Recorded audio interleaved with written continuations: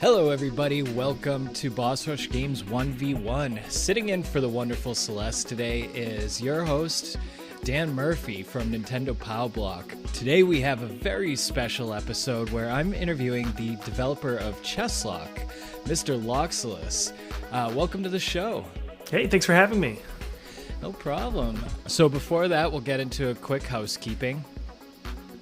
Hey everybody, thank you for checking out 1v1 on Boss Rush Network. If you'd like to join our growing community, please check us out on Twitter at Boss Rush Network. And in our bio, you'll find the link for our Discord. 1v1 uploads every Friday on the Boss Rush Network podcast, which you can find on Apple Podcasts, Spotify, or anywhere else that you can find podcasts. And if you like 1v1 enough and want to check out some other shows, check us out at www.bossrushgames.com, where you can find all of our network of shows and some great articles to read. Hope to see you there. All right, so Loxilus, tell me a little bit about yourself. Well, let's see. I have been a gamer my entire life. I remember when I was just a boy, parents came home with a regular Nintendo Entertainment System with the Super Mario and Duck Hunt combo. It came with that zapper gun, if you remember that. But I started playing that, and I haven't stopped gaming since. I play a lot of RPGs. I'm also a streamer on Twitch, and I stream RPGs. My day job, I do network management for telecommunications. I have a 7-month-old baby boy, and I'm the developer of Chesslocke. You know, we're here to talk about Chesslocke. This is your game. This is your brainchild. It's a game I found on Steam, and I was really impressed by it, where it's a game that, you know, it was really unique to me, and it felt like it should have been something that was made before.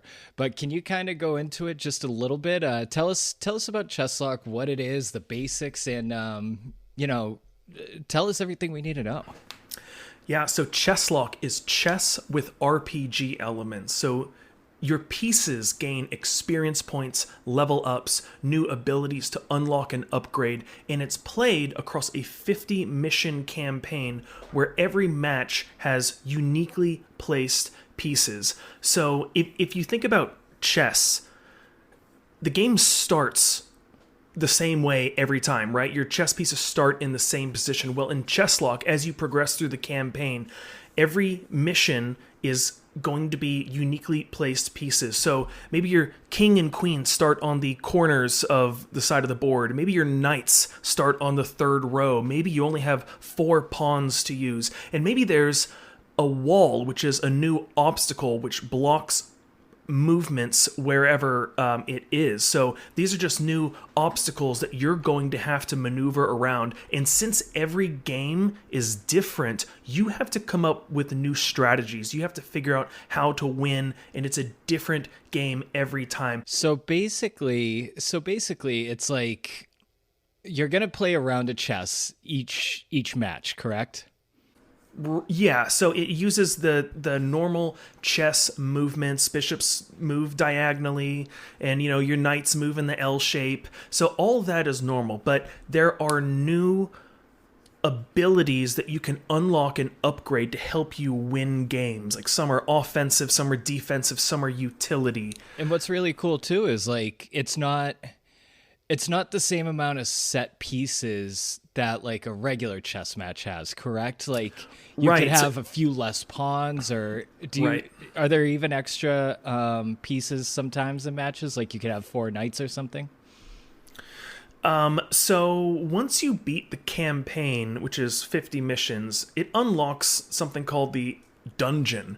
And I was thinking an RPG, it's good to have a really hard endgame dungeon for a new challenge, and your opponent is going to be very unfair. They're going to have more pieces than you. They're going to be better positioned They're going to have an advantage in their positions. You're going to be outnumbered. They're going to have some more abilities to use against you, but the regular campaign, it's even on both sides of the board, right? So you and your opponent are going to have the same opportunities.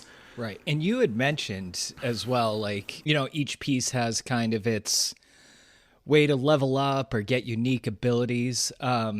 So how do we do that? Like, there's experience points, correct? Yeah. So how do you earn those? Right. So, well, if you play a video game, like an RPG video game, and you have a battle, and after the battle, there might be maybe another screen that tallies up how much experience points you earned, right? Well, in Chesslocke, you get experience points for the number of enemy pieces you capture and other various achievements. So, as you progress the campaign, all those experience points carry over to the next match. So you can grow your pieces, upgrade their abilities to be more powerful the next match. Okay. Do you have any kind of do you have any favorite abilities or upgrade? I have a few, so I'll let you go first. Yeah, well, I think a lot of people see the Bishop Revive ability as it's very useful. Yep. It's also more expensive. The Bishop, I tried to make it more like a cleric or a healer or a white mage type. There are no health points in Chesslocke, but the Bishop has a Revive, and it's very useful. Yeah, exactly. And it, like, one of my strategies with it is I get so aggressive with the queen at the beginning just because I know. Oh, yeah. One of the queen's abilities is to actually appoint a pawn, right, which just changes them into a bishop. Yep. So I'll already have a bishop on hand, and I'll get real aggressive with that queen because I know, like, I'll get that queen back, and you can kind of strategically place it because there's two ways to win. You can either wipe out the board, or there's a chair that you sit in for 2 turns. There is a throne. Yes, that is right. So one something that's pretty different is the kings, wherever they're placed, the kings always start on a throne, and the object of the game, instead of checkmating the king, you have to land on the enemy throne and stay there for 1 turn. That gives your opponent a chance to do something about it. So it's kind of similar to check, right? If you put the king in check, then they have to, get out of it. Well, if you land on the throne, or if the enemy lands on your throne, there's 1 more turn. Maybe there's a move you can make. Maybe there's a sneaky ability that you can use to help you win the game. Yeah, and that also kind of brings on the strategy of kind of defending your throne too. Right. And like how you're going to place some pieces around it, as well as like knowing what your abilities are, and maybe that can help with your defense. Yeah. Do you have like a very underrated ability for any characters or anything like that? Yeah. Again, the Bishop has this ability called Repel, and it can actually push some of the enemy pieces away. So if there's an enemy and he's landing on your throne or too close to your throne, or just is about to capture one of your pieces, you can use this Repel ability, and you can push that enemy back to the other side of the board, and it's a good defense, but it can also be used offensively. You can push them back to the other side of the board. Maybe your rook or your queen is lined up with that square that you push them back to, and then you can capture that piece. That's awesome. That is awesome. I mean, I've been playing this game. I think I downloaded it in the beginning of April. I've been playing this game a lot. It's really fun, but it's very, very difficult too. Like once you start getting towards the later campaigns, I think I'm on, or later in the campaign, I think I'm on level 36 or so. Oh, wow. Wow. Great. Yeah. So, I'm getting there, but I love having the achievement board and really trying to go for these achievements over and over and getting those experience points. But, learning how to use the abilities is kind of like a game within itself, right, as well. So are So this is a single player game. There's no 2-player or anything like that yet. It's multiplayer is in the works. Multiplayer is in the works. Yes. Awesome. Yeah, I have the screens ready. I have how it's all going to function, and testing is going to be later this month. Awesome. How's this going to play out? So you are going to start the campaign or select a map, select a mission that you and your opponent agree on, and you can play it that way. There's going to be a map preview now. So you can scroll through and say, oh, I really like how this one is, the pieces are placed in this one and the walls are over here. This one looks really neat. So you can play a single map, or you can play through the whole campaign. You both start at level 0, and you will grow as you play the campaign.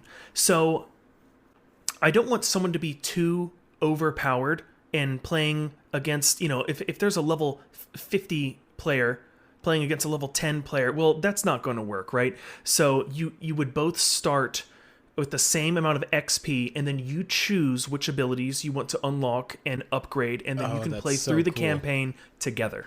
That is so cool. Yeah. Awesome. I'm excited for that. So me too. That's awesome. I can't wait. So Chesslocke, it debuted when? March 4th, 2021. So just 2 months ago. It's only been out 2 months. Still a baby, huh? Yeah. So are there any other development things going on in the background for Chesslocke, or?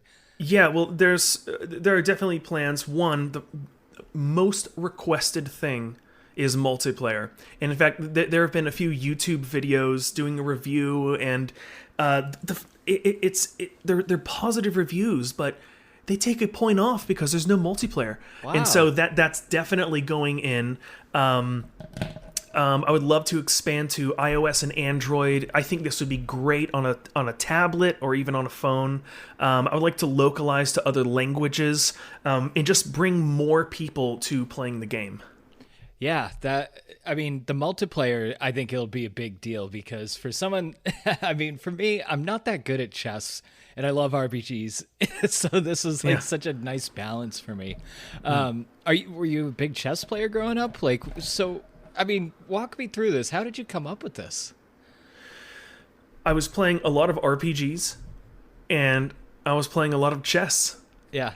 And about 10 years ago, I just thought, man, it would be so cool if your chess pieces could get level ups like in an RPG. And I just thought, man, someone should make that. And then I started planning. I put it on paper and I put it on spreadsheets and I made some prototypes. I played around with the size of the board. It was a really big board, and then another one had different shapes, and then I wanted this randomness factor to it, and so I used a random number generator, and then on the 8x8 grid, whatever number it hit, I would put a wall on that square, and that means that you cannot pass over that square or land on that square, and that spawned the idea of the wall, which is the rook's ability. The rook can place a wall and it can block your movements, or it can protect your allies. But then there's also the wall that maybe mission 12 has 4 walls, and they're just squares that you cannot land and cannot pass through, and it just adds a new obstacle. Mm-hmm. So yeah, I was playing a lot of chess, playing a lot of RPGs, and I thought, man, there should be a chess RPG, and there wasn't one, and so I just started making it, and here we are. Well, I guess there's more to it as well, beyond the idea of it. So You have an idea, you come up with a good idea, but how do you make it happen? Yeah. Okay. So I got as far as I could on paper, mm-hmm. and testing it as best as I could. And one day I thought, okay, you know what? I can either sit here and not bring it to life, or I can actually try to do something. But I had never made a game before. I just knew I had a really cool idea. So I called 3 different game making studios or app development studios, and they all gave me a quote of about $35,000. Oh my God, really? And my dream was kind of like shut down. I had just gotten married. I had just bought a house, and I was thinking, oh my gosh, I cannot spend $35,000, and my dream was just crushed right there. And I just thought about it for a few days, and I was like, you know what? I have something really fun here. It's unique, it's fun, it's cool, it's challenging. How can I do this? And so I went onto Fiverr.com, which is freelance. Freelancers, and it's thousands of artists and composers and programmers and any job that you can think of, and they have all their portfolios and examples of their work. And so I needed 3 things. One, I needed an artist, and then I needed a composer, and then I needed a programmer. So I went through hundreds of artists, and I found a guy. I really liked his style, and I said, "Hey, can you?" So the important thing about Fiverr is that since there's so many freelancers, you're going to find someone that is in your price range, right? That's the most important thing. It's got to be in my price range. It's got to have the quality, and they have to be able to do the job. And so I found this artist. And hey, I really like your style. He already did some medieval work, and so I said, hey, can you make a knight? And he's riding on a horse, and he's jousting, and he's kind of coming. He's like coming at the viewpoint, and with his lance, and he's jousting. So he says, yeah, sure. So he made that, and that is the knight's joust ability artwork. And in fact, I use it on. It's actually box art for not YouTube. Anyway, so he made the Knight's Joust artwork, and I said, I love this. I have 25 more I need you to do. Can we work out something, since I had this bulk order? And so he gave me a very fair, a good deal. And so he knocked out 25 more pieces of artwork. And then I found a composer, and I said, hey, I really like your sound. I need something, I need like 5 tracks. It's game music. And I said, okay, chess. Okay, so classical piano. And I said, no. I need something with some bump, something that doesn't make the player go to sleep. And so he had these 5 tracks. That's the tracks when you're playing the game, when you're in the menu. I always listen to the chill music when I play the game. Yeah. Oh, yeah. Chill. Yeah. And so he did it that way. And, it's what I could afford. Okay. And then the programmer was the hardest one. I found a really good programmer, and we talked about price, and I thought, oh my gosh, programmer's going to be the most expensive. How much is it going to be? I have to know, how much is it going to be? And then he says, let's do this in phases, little by little. And we would work in phases, part-time, over the span of 12 months. And I would just pay him in, small increments over 12 months. And that's how I did it. I could not do $35,000 up front. Right.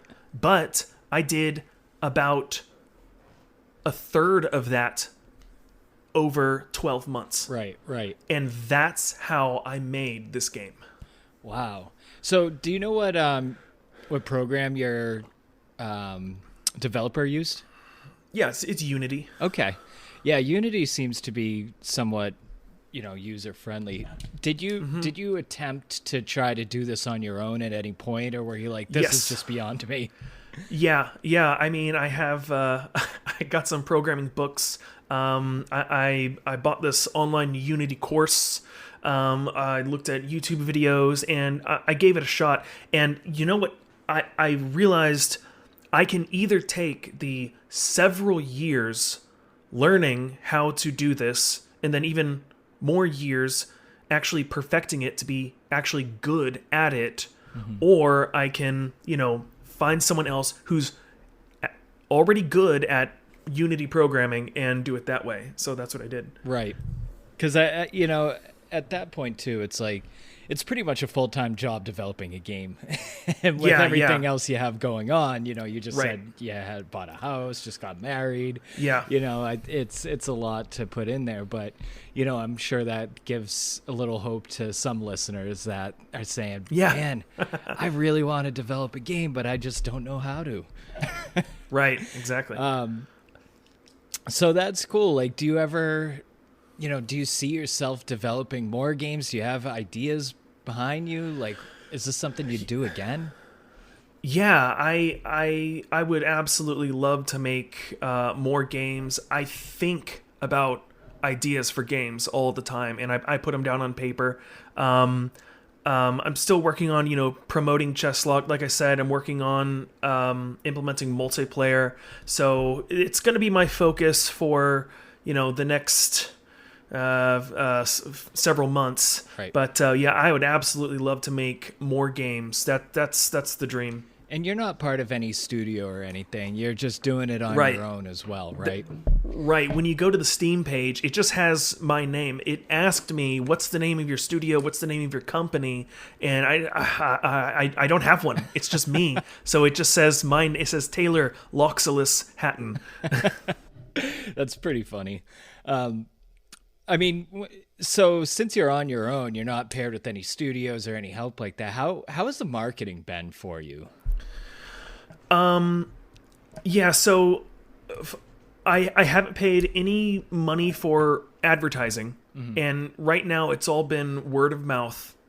I wanted to release the game, and I really wanted to get some initial feedback before there's any big marketing. So I got some feedback, and I realized I have got to get multiplayer in ASAP.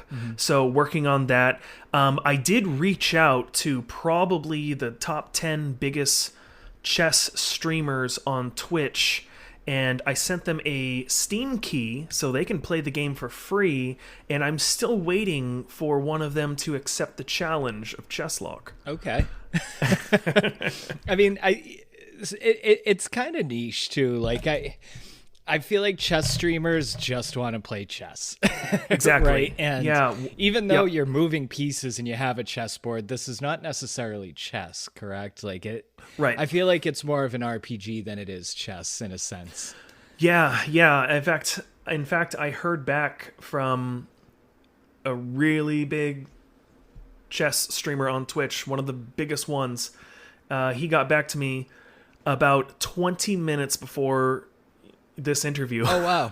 And my mind was blown. And he said that he's focused on chess and not so interested in chess variants. And so it's not really his thing. So that's too bad. I'm still looking. I need someone else to step up to the challenge. And, I think that'd be great. Yeah, maybe some good RPG streamers. Yeah. Yeah, so, with it being out for a month and you or 2 months now, and you doing all the advertising yourself, how's it going? How's the start been for you? Yeah, it's been really well. At the beginning of April, I had a really big YouTuber find my game, and he played it, and he made a 40-minute video, and that was huge. Awesome. And so that got a lot of eyes on the game. And I actually reached out to a lot of YouTubers and streamers and RPG players, indie game players, and sent a free Steam key. And a lot of them checked out the game, played the game, and left a good review. And I'm just looking for more eyes on it. but I still feel really good about it. It's still really new, and like I said, I think once multiplayer hits, it's going to bring a lot more people. Yeah, for sure. And I really love the game. I want to see more success with it. So Thanks. I hope some of these marketing tactics really help out with you. So when it comes to like the development and like all the marketing and everything, did you find any like strengths or weaknesses in what you were doing, and what did you really learn out of this that you weren't expecting? I wasn't. I think what I should have done was done a Kickstarter or GoFundMe, because I saw there were some other chess variant makers that are trying to make a different way how to play chess, and they did a Kickstarter and they raised $15,000 in like a month. Oh, and wow. and I thought, gosh, and it gets a lot more eyes on that the game is in development. And you have your funding right there, and I didn't do that because I had no idea if this game was ever going to come out. And if I used other people's money, I didn't know what I could promise. I didn't know what was possible. And so, but yeah, looking back, I should have done a Kickstarter or a GoFundMe and done it that way. Yeah. That's kind of intimidating too. Yeah. When a lot of people are donating money and they're, like you said, you just have to really follow through with everything. You know what I mean? Right. Right. Man, that's a good idea. I never thought of that. So, is there anything else you want to tell us about Chesslocke before we move on? Just a little bit about you. Yeah. So I said it before. Multiplayer is in the works. We're looking at testing multiplayer later this month. I want to expand to iOS and Android, localize in other languages. I want to bring more people to the game.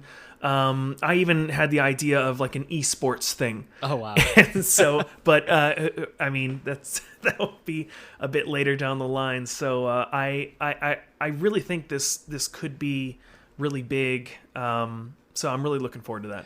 Awesome. Tell us where you can find Chesslocke. Yes, Chesslocke is available on Steam for Windows PC. Just look up Chesslocke. That is chess, one word, Locke, Chesslocke. And how much is it? It is $6.99 US. Awesome. A very fair price for how much time thanks. I've put into that game. I've been playing it a lot. So I travel a lot for work. And when I go on a plane, like it's been kind of my like relax and play game. Nice. It's been nice. It's really been it's so unique. It's just something I've never tried before. So I've been so happy playing this game. So for $6.99, yeah, I can't really see a better deal than that. But you said you came up with this because you were playing a lot of RPGs. Like, what? Right. I'm an RPG junkie. Like, I am still trying to chase that dragon of Final Fantasy VII from 25 years ago. Oh yeah. Like, what do you play? What was your go-to when you were coming up with Chesslocke? It was Final Fantasy Tactics. Yes. And if you think about tactics, it's played on a grid. Mm-hmm. You move your units across the squares on the grid to better, more advantageous positions, and they have unique abilities. And at the end of the match, you have your experience points that carry over as you progress through the game. And that's how I made Chesslocke.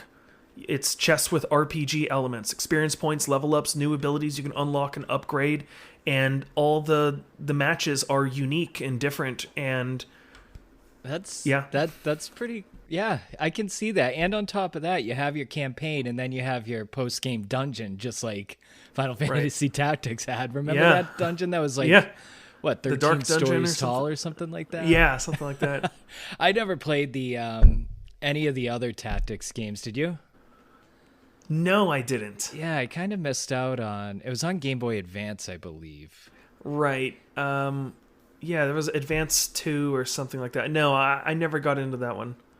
But I love the Final Fantasy series. I kind of fell off a little bit. I didn't love 13. I didn't love 15 that much. So I'm hoping 16 brings me back. Yeah, me too. Yeah, 15. It just, I don't know what it was. Like, I felt like it didn't have the depth other battle systems had. I didn't love the characters as much as other people did. I don't know. What RPG are you streaming now? Let's see. I just beat Outriders. Oh, wow. Which is it's published by Square Enix, who makes Final Fantasy, and it's a looter shooter RPG.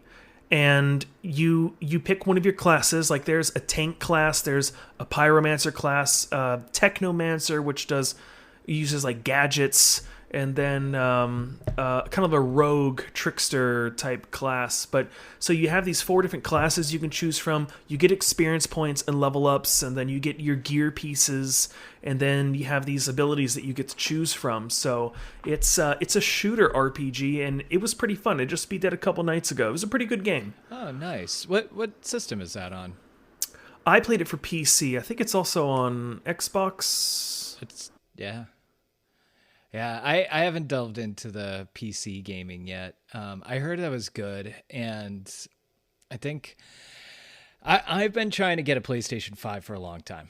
Oh, yeah. And I could not find one, but Returnal looks sweet, and yeah. what was that other one? It's that kind of like action RPG that just came out.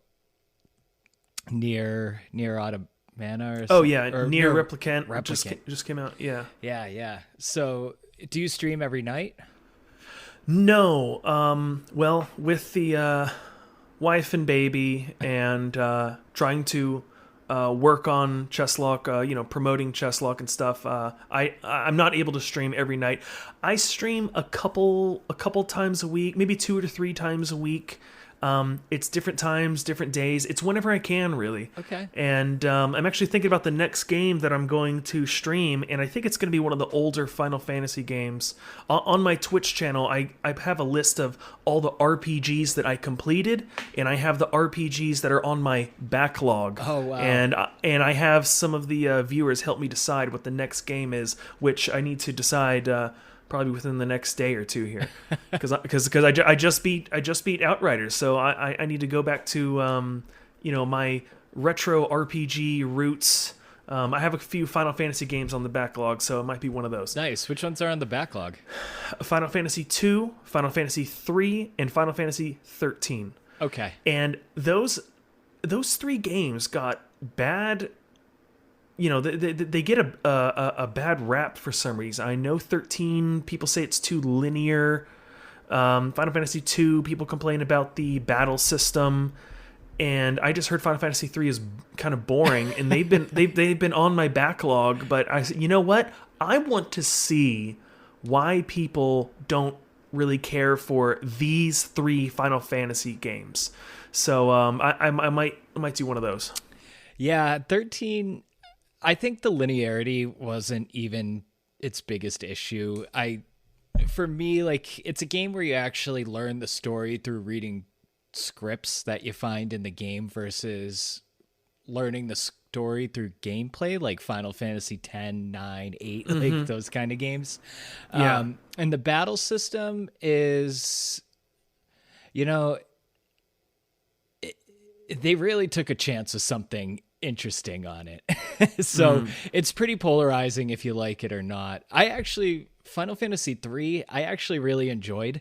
Okay. And then 2, it's the same thing as Saga Frontier was with me, where the leveling up in the battle system it never clicked with me, so I never really got into it. But yeah, I feel like if you're a Final Fantasy person, you have to play them all.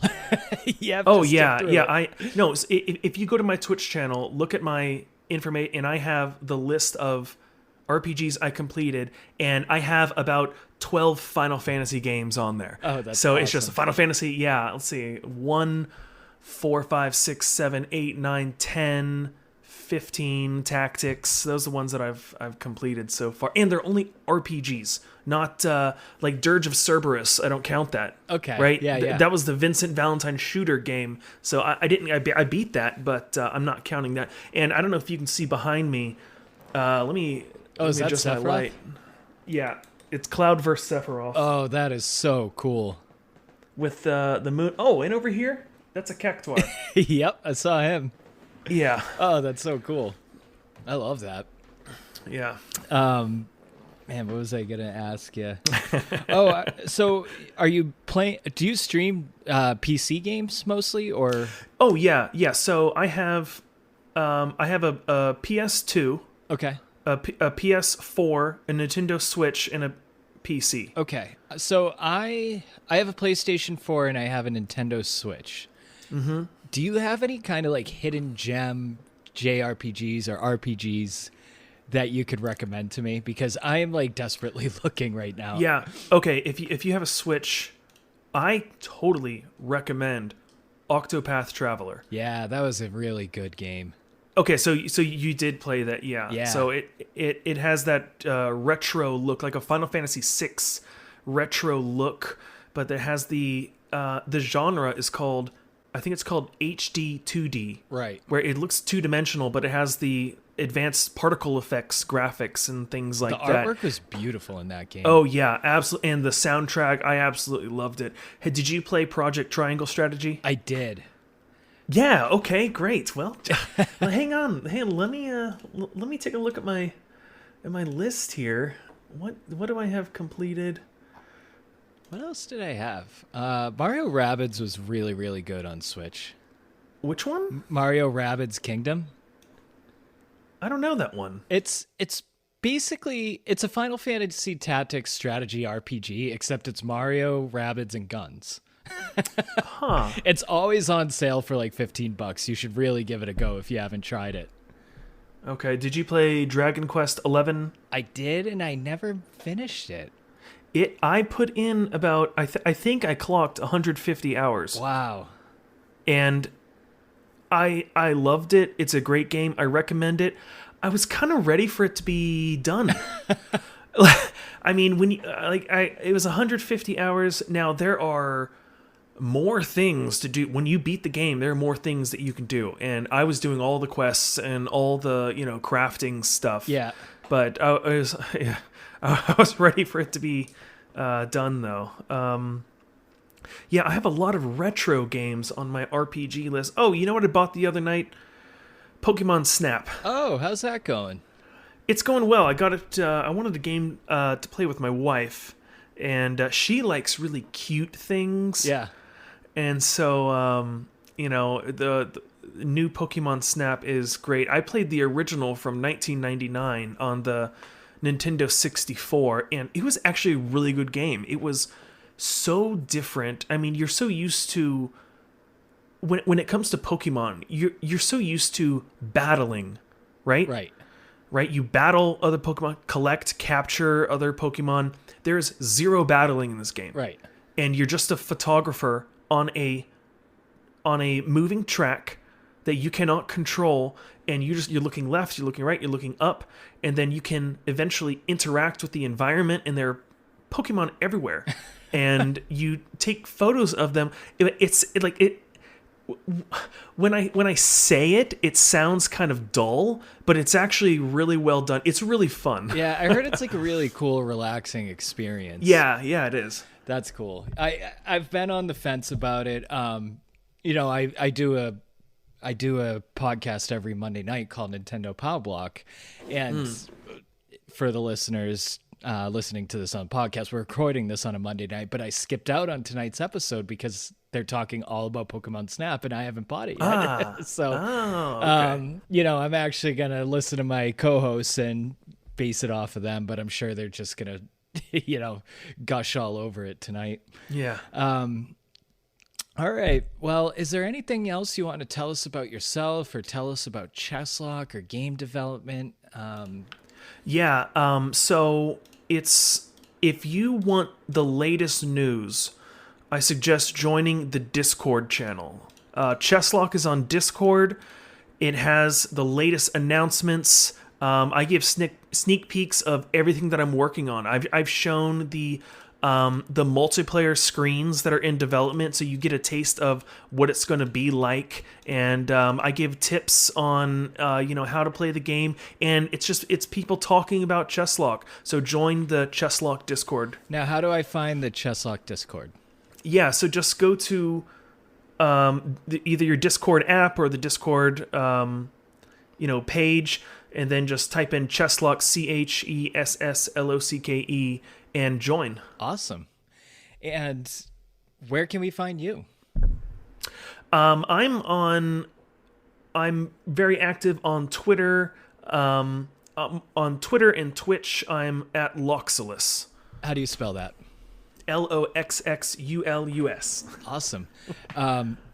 So you can find me on Twitter at DCDM99. Check us out at bossrushnetwork.com. I also wrote an article on Chesslocke, so check that out at www.bossrushgames.com. And let us know what you think about the interview, or if you played Chesslocke, in the comments section on Twitter, or leave us a review on 1v1. We'd love to hear back from you. So Taylor, thank you so much for coming on. Thank you for telling us all about Chesslocke. I really love the game, and I really, really hope you have great success with it. Thanks so much. All right, everybody, take care. Have a good night.